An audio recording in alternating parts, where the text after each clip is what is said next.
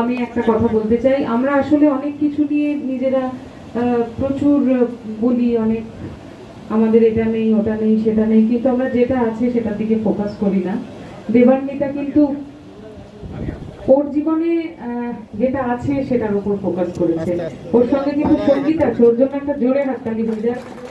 আর আমি একটা ছোট্ট প্রমিস করতে চাই, দেবান্বিতা সঙ্গীত বিষয়ক কোনো সহযোগিতা দেবান্বিতার যদি লাগে, তার জন্য আমি, দেবুদা, উপালিদি, আরশাদ ভাই, নীলাঞ্জন, প্রত্যেকে আমরা ওর জন্য আছি যে কোনো সহযোগিতার জন্য। এবং দেবান্বিতা কিন্তু বসন্ত উৎসবের মঞ্চে পারফর্ম করবে, কারণ ওই কম্পিটিশনের ঊর্ধ্বে। একটা জোরে হাততালি আবারও দেবান্বিতার জন্য সবাই মিলে।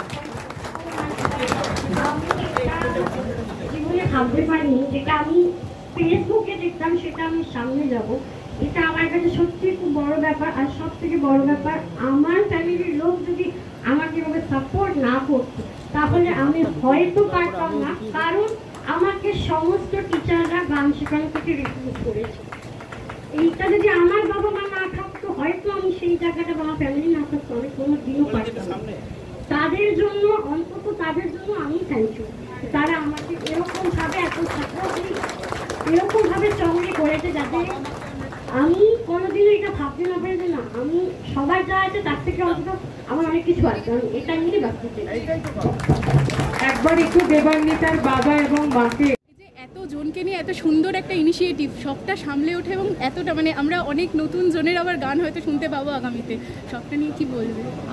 আমার না প্রথম থেকেই এটাই মোটিভ ছিল যে আমি যখন শুরু করেছিলাম তখন মানে এত সোশ্যাল মিডিয়া ছিল না, তখন জাস্ট ক্যাসেট থেকে সিডি আসছে, মানে আমাদের সময়টা আমার মনে হয় অনেকটা কঠিন ছিল। আর তখন এরকম কম্পিটিশনও আমি হতে দেখিনি। আর আমি তো লিলুয়া থেকে উঠে আসা একজন মানুষ, অনেক স্ট্রাগল করে আমাকে উঠে আসতে হয়েছে।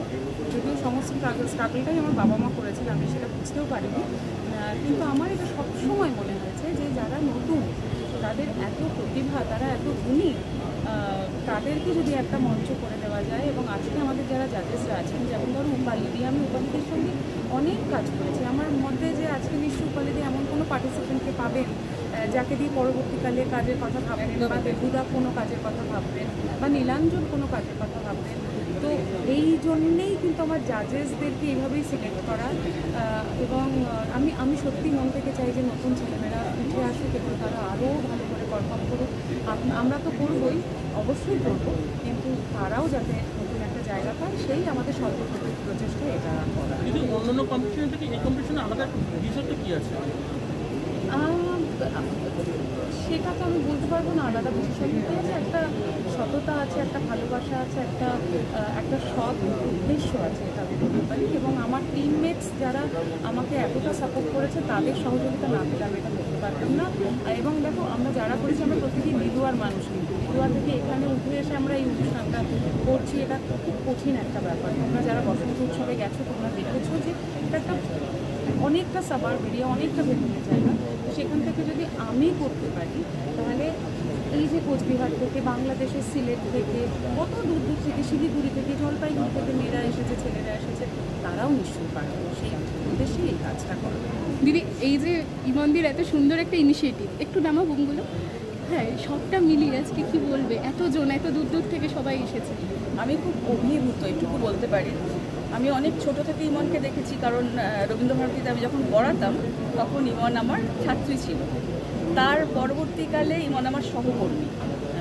আমি মনে করি না যে ছাত্রী, ওরকম ব্যাপারটা নেই। আমরা অনেক বেশি বন্ধু, এবং ও আমার বোন, একদম বোনই মনে করি। এবং ওর যে কোনো ভালো লাগা কাজে আমি দূর থেকে আনন্দ পাই। সবসময় জানাতে পারি না, মাঝে মাঝে জানাই। আর সব কাজে সাপোর্ট তো আমার আছেই।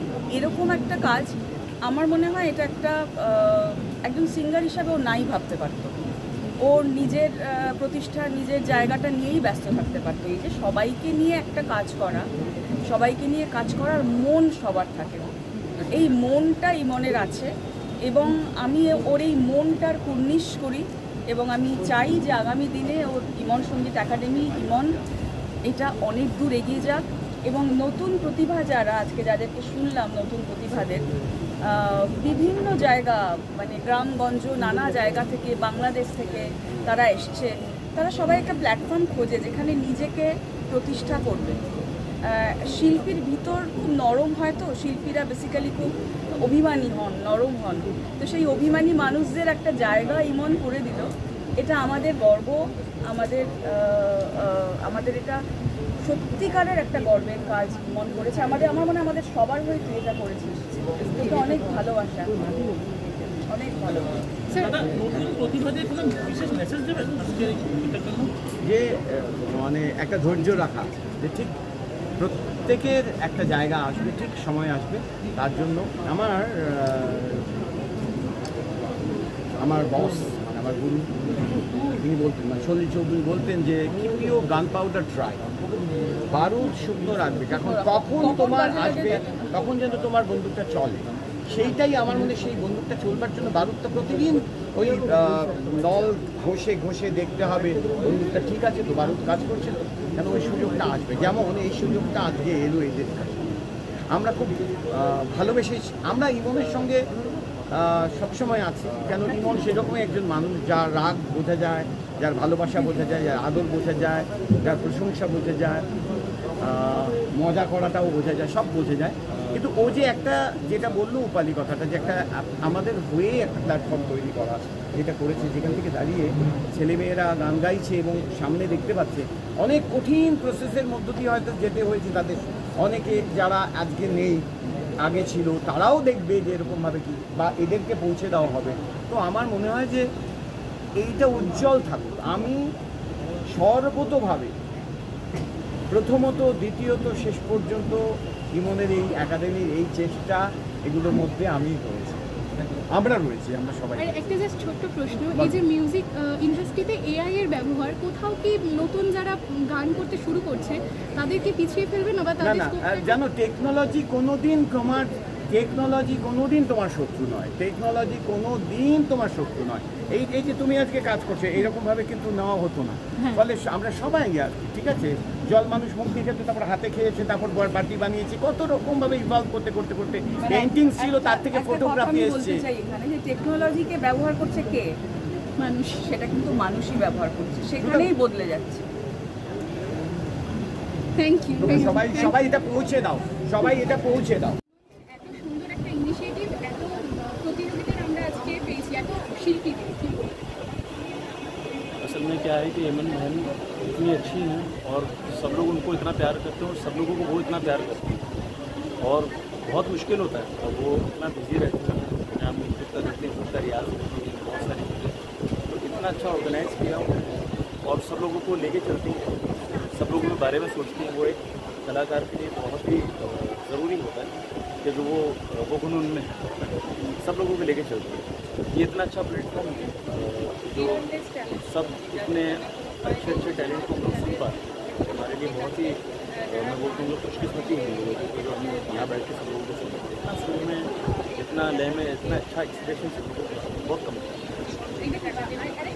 মানে বর্তমানে মিউজিক ইন্ডাস্ট্রিতে এআই এর ব্যবহার, এটাও কি নতুন যারা শিল্পী রয়েছে তাদেরকে একটু হলেও পিছিয়ে দেবে? মানে একটা বড় প্রশ্ন থাকে। नहीं, मुझे ऐसा नहीं लगता।